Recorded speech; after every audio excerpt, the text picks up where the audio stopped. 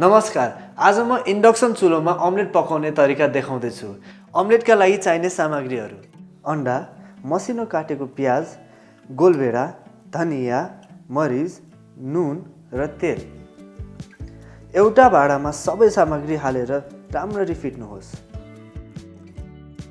Omelette पकाउनको लागि frying PAN वा तावा प्रयोग गर्नुहोला।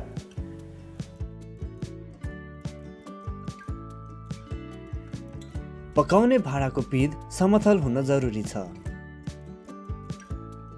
भाँडा इन्डक्सन चुलोमाथि राखेर चुलो अन गर्नुहोस्। इन्डक्सन कम्पनी अनुसार मोडहरू फरक भएकाले यहाँ म मेनुअल बटन थिच्दैछु।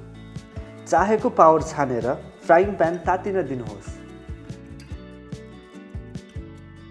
प्यानमा तेल हाल्नुहोस्। तेल तातिएपछि अघिको मिश्रणलाई प्यानमा हाल्नुहोला। तपाईले देख्न सक्नुहुन्छ अन्डा सबैतिर समान रूपले पाकिरहेको छ। म चाहिँ अमलेट छोपेर नै पकाउने गर्छु। छोपेर पकाउँदा अन्डा झन् राम्ररी फुल्छ र नरम पनि हुन्छ। छोपिसकेपछि इन्डक्सनको पावर 1200 वाटबाट 800 मा राख्नुहोला।